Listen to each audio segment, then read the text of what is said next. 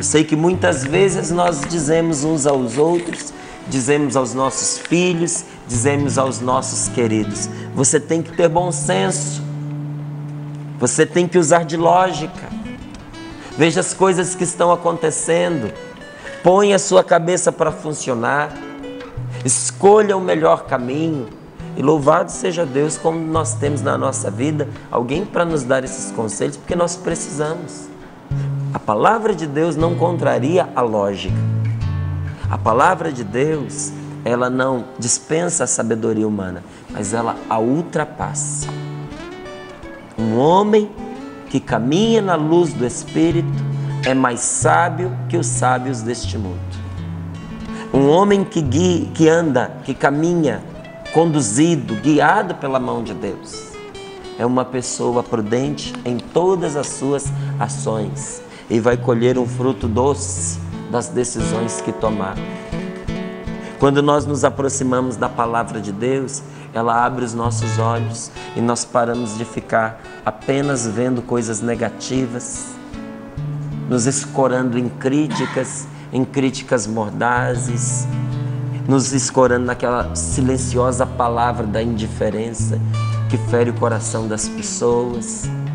Nós paramos de ficar vivendo de reprovação em reprovação para aqueles que convivem conosco. E os nossos olhos se abrem para ver que a nossa vida está repleta de bênçãos. A sua vida está repleta de bênçãos. A terra à nossa volta está repleta de bênçãos. Olha o que diz o Senhor por meio da sua palavra: de tua bondade, Senhor, está cheia a terra. A terra toda manifesta a tua misericórdia. A terra toda respira o amor de Deus. Eu olhava ali atrás, não é? Quem olha, você que acompanha aí com as imagens, aqui o Sorrindo para a Vida, agora eu estou vendo ali atrás de mim o vento soprando e balançando as folhas das árvores. Quando o Emanuel estava falando, eu estava olhando ali atrás dele, não é? O sopro que movia ali as plantas à nossa volta. E eu bendizia a Deus dizendo: a terra inteira, aqui na Canção Nova, tudo respira o amor de Deus. O sol brilhando lá fora, as árvores dançando ao sabor do vento, não é? A canção que o vento entoa para nós, as florinhas que vão surgindo e vão sorrindo para nós pelo meio do caminho, elas são as primeiras a sorrir para a vida. Tudo isso respira o amor de Deus. Só que se o nosso coração anda afastado de Deus, a gente não compreende a sabedoria. Por isso eu quero dizer com o salmista: Senhor, para que eu enxergue a tua bondade e para que eu veja que a terra inteira respira o teu amor, Senhor, ensina-me os teus estatutos. Tudo que o Senhor me fez, versículo 65, o Senhor fez bem a mim, fizeste bem ao teu servo, Senhor, segundo a tua palavra. Pela tua palavra, por meio dela, pelo ensinamento que ela traz, Senhor amado, o Senhor me fez o bem, o Senhor fez o bem a todos nós.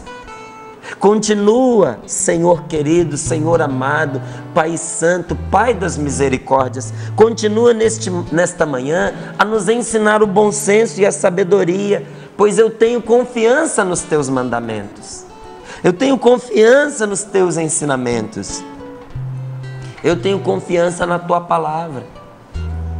Agora vem um trechinho que eu tenho certeza que muitas vezes põe uma pulga atrás da nossa orelha e nos faz questionar, que diz assim: antes de ser humilhado, eu saí do bom caminho, mas agora guardo a tua promessa.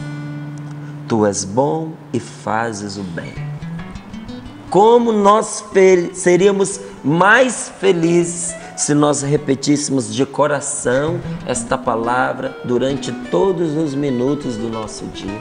No momento em que nós fôssemos respirar, a gente pudesse tirar lá do fundo da alma este ensinamento e dizer: tu és bom e fazes o bem. antes de ser humilhado, meu Deus, antes de experimentar a dor do meu erro, eu fui humilhado pelo caminho errado que eu escolhi. Eu fui humilhado pela atrapalhada que eu fiz.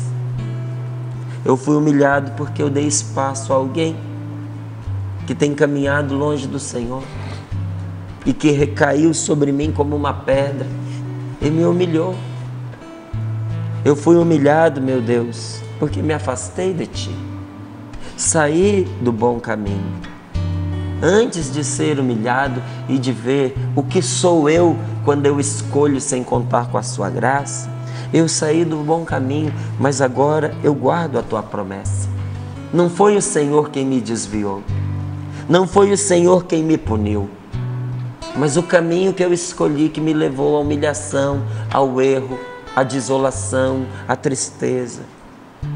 Foi tirar os olhos de Deus que fez com que eu visse os acidentes desta vida como um mal, como um malefício, como uma desgraça. Foi ter tirado os olhos do Senhor que foi fazendo que o sofrimento em que eu via entrasse pelos meus olhos, entrasse pelo meu coração e fosse retirando o brilho da minha vida. Mas agora, Senhor, agora eu volto a Ti de coração e guardo a Tua promessa e quero dizer diante de todos os meus irmãos: Tu és bom e fazes o bem. Ensina-me os Teus estatutos. É um consolo para mim e para você sabermos que em qualquer que seja a tribulação, em qualquer que seja o sofrimento, a aflição, a dificuldade que nós enfrentamos, qualquer que seja a forma que ela se mostre, ela traz sempre alguma coisa da parte de Deus. Tem gente que diz: foi Deus quem mandou isso, foi Deus quem mandou aquilo. Não, essas coisas acontecem conosco. Mas é um consolo para mim, é um conforto para você sabermos que quando essas coisas vêm, elas não vêm sozinhas. Deus engancha nelas. Deus põe junto delas.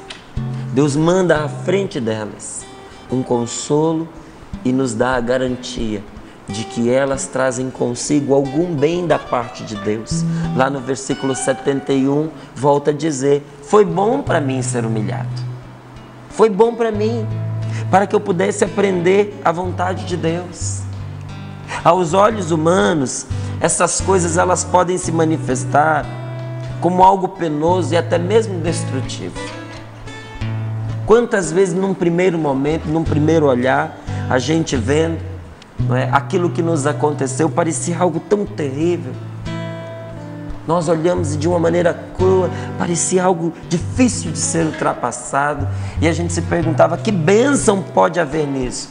Mas espiritualmente, essas situações duras, dolorosas, elas trazem escondidas sempre uma bênção, sempre uma graça. Por isso eu peço a Deus que nos dê a graça neste dia de compreender qual é o bem que está escondido por trás desta máscara de dor, por trás dessa cortina de sofrimento. Muitas das bênçãos mais ricas que nos chegaram por meio daqueles que vieram antes de nós são frutos de sofrimento e de dor. Olha na sua casa, olha na sua família. Vai ver os ensinamentos preciosos que você recebeu do seu pai e da sua mãe e que te pouparam tanta dor e tanto sofrimento. Você já parou para se perguntar o quanto aquele ensinamento custou a eles?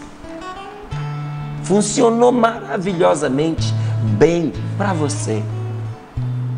Entrou na sua vida, caiu como uma luva. Você aprendeu da boca dos seus pais, mas e eles aprenderam de quem? Às vezes aprenderam dos pais deles, mas às vezes não. Às vezes aprenderam na escola do sofrimento. Foram esfolados por situações difíceis, mas dali eles escolheram um ensinamento precioso para passar para você, para passar para o filho, para passar para o neto. Todo sofrimento ele traz consigo algo bom escondido nele. O maior de todos os bens, a nossa redenção, ela é fruto do maior de todos os sofrimentos. Para que eu e você fôssemos livres Jesus precisou passar pela cruz. Jesus precisou enfrentar no seu corpo a dor e vencer a morte. Só que não é fácil nós enfrentarmos a dor e o sofrimento, mesmo sabendo que tem coisas boas contidas nele. Quando nós vamos experimentando as podas que se revelam por meio das terríveis provações que nós vamos vivendo, nem sempre é gostoso para a gente. Quando a dor é forte, quando parece que Deus está podando demais a gente e a nossa liberdade vai ficando pequenininha, nessa hora a gente corre o risco de se entristecer e de reclamar. Mas é uma felicidade quando a palavra de Deus nos diz assim: não é um inimigo que está te chicoteando, mas é o Pai que está te corrigindo. Não é o machado que está cortando a tua raiz, mas é o Pai das misericórdias que está podando as suas arestas, porque Ele quer de você frutos e flores. Para isso Ele precisa cortar o que está sobrando na sua vida. Para isso Ele precisa tirar aquilo que está fazendo mal a você, aquilo que está tornando a sua vida rançosa, pesada, aquilo que está fazendo de você uma pessoa sobrecarregada e cansada. Jesus não disse: vinde a mim vós todos que estáis aflitos sob o fardo e eu vos aliviarei? A gente bem podia dizer que Jesus nos chamou e disse: vinde a mim vós todos que estáis aflitos e eu vos desbastarei, eu vos podarei, eu tirarei da vossa vida tudo aquilo que está sobrando e tirando o vício e tirando a alegria. Porque quando a gente está sobrecarregado demais, é difícil ser alegre. A alegria é fruto também da liberdade. E liberdade é fazer as coisas de Deus com alegria. Você tem sido assim alegre? Você tem brilhado? Você tem sorrido para a vida? Certa vez, um senhor contratou um jardineiro para cuidar da vinha dele. E o jardineiro falou: olha, eu aceito, mas depois que eu puser a mão na vinha, você não vai poder falar mais nada. Você vai ter que deixar eu fazer o meu trabalho, levando o tempo que for necessário. Era um jardineiro muito famoso. Era um agricultor de primeira linha. E este dono tinha chamado para cuidar da sua vinha mais produtiva. No segundo dia que ele entrou lá, ele teve uma tristeza muito grande. O homem tinha cortado tudo. As videiras dele, tão boas, que produziam tantos frutos, estavam só o tronco. O homem tinha cortado tudo, mas ele tinha assumido o compromisso. Então ele teve que aguentar aquela dor calado e de ver ele cortando ali, desbastando aquilo que ele tinha de mais precioso no seu terreno. Mas quando passaram-se ali uns 2 anos, ele entendeu que é preciso entregar a vida da videira nas mãos daquele que é o agricultor verdadeiro. Nunca em toda a história a sua vinha tinha produzido tantos frutos e com tanta qualidade. Tem horas que você olha e parece que os cortes que Deus vai fazendo na sua vida estão destruindo você, estão destruindo a videira. O agricultor, que é o Pai do céu, parece que está cortando tudo, que está cortando totalmente, mas Ele não vê o agora.